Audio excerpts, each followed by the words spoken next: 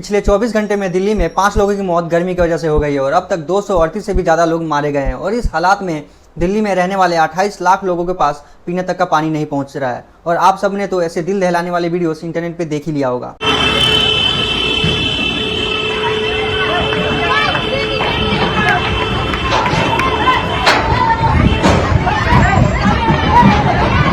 जो आम आदमी पार्टी दिल्ली के लोगों को फ्री में पानी देने की बात करती थी, उसने आज दिल्ली को वाटर फ्री बना दिया है। और जो पानी लोगों के पास पहुंच भी रहा है तो वो पीने लायक नहीं है।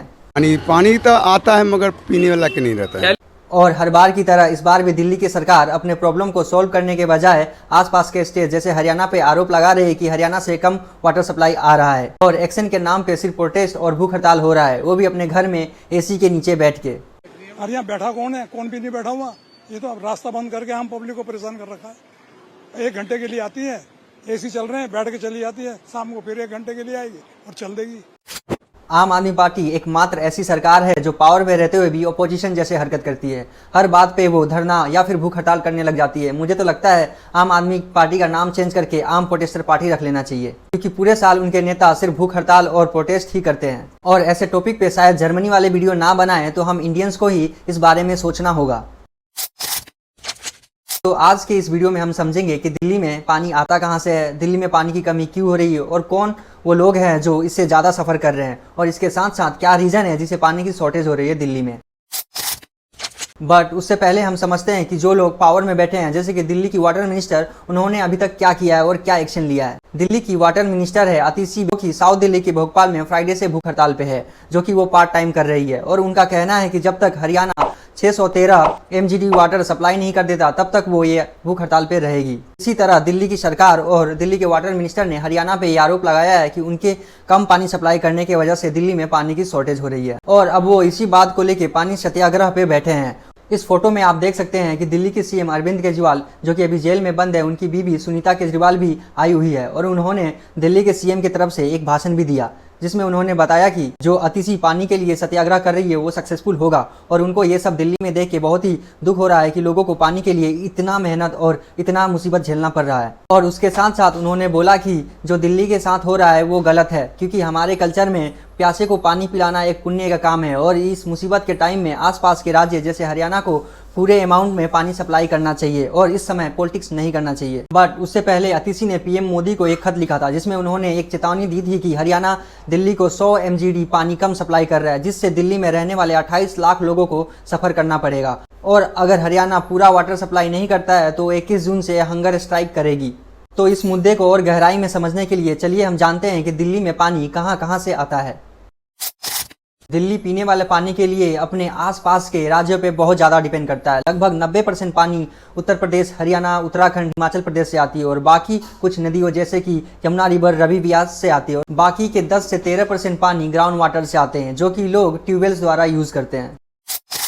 दिल्ली में पानी की कमी क्यों हो रही है? दिल्ली में पीक समर्स में 1290 MGD वाटर सप्लाई चाहिए, जिसमें से 1050 MGD दिल्ली आसपास के स्टेट्स जैसे कि हरियाणा, उत्तर प्रदेश, उत्तराखंड और हिमाचल से लेता है। और इसमें भी हरियाणा 613 MGD वाटर सप्लाई करता था। लेकिन अब दिल्ली के वाटर मिनिस्टर अतिशी ने आरोप लगाया है कि हरियाणा अब सिर्फ 513 MGD वाटर ही सप्लाई कर रहा है। और अगर हम एक एग्जाम्पल के साथ समझे तो 1 MGD यानी कि मिलियन गैलन पर डे में 28,500 लोगों को पानी पिलाया जा सकता है। और इस हिसाब से दिल्ली में 28,50,000 लोग अभी पानी की कमी से जूझ रहे हैं। और इसका आरोप अतिशी ने पूरी हरियाणा पे लगा दिया है। और इसके साथ ये भी आरोप लगा दिया है कि हरियाणा तो खुद पानी नहीं दे रही और बाकी राज्य से जैसे कि हिमाचल प्रदेश से आने वाले पानी को भी रोक रखा है। इसी बात पे हरियाणा के मिनिस्टर अभय सिंह यादव ने रिप्लाई करते हुए कहा कि हरियाणा दिल्ली को 613 MGD से भी ज़्यादा पानी सप्लाई कर रहा है। और ये सारे वाटर स्कैर्सिटी का रीज़न दिल्ली में हो रहा है टैंकर माफिया और मिसमैनेजमेंट है। और दिल्ली सरकार इससे बचने के लिए दूसरे स्टेट्स पे आरोप लगा रही है।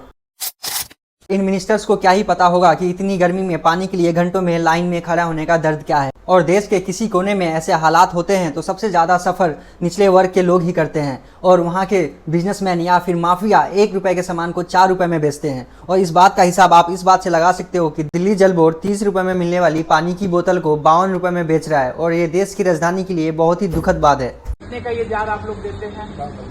52 रुपए का ये जार है दिल्ली जल बोर्ड का।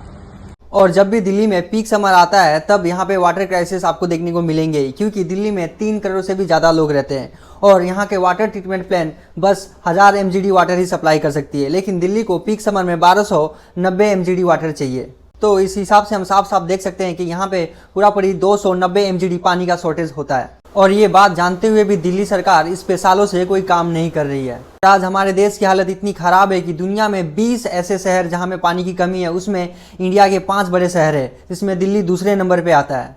और ये मैं नहीं बल्कि नीति आयोग का एक रिपोर्ट बताता है। तो चलिए जानते हैं कि दिल्ली में हर साल पानी की कमी क्यों हो जाती है और इसके पीछे का कारण क्या है।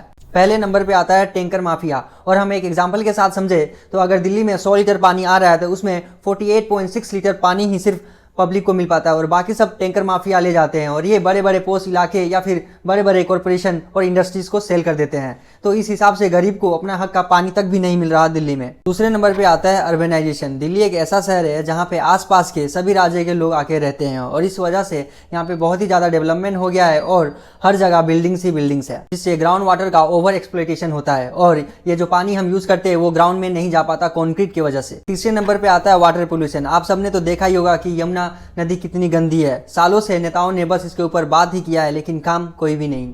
चौथे नंबर पे है क्लाइमेट चेंज, जिसे हम घड़ी की छोटी सुई की तरह इग्नोर करते हैं लेकिन टाइम के साथ साथ वो बढ़ता ही जा रहा है। इससे हो ये रहा है कि हमारा अर्थ और भी ज़्यादा गर्म हो रहा है।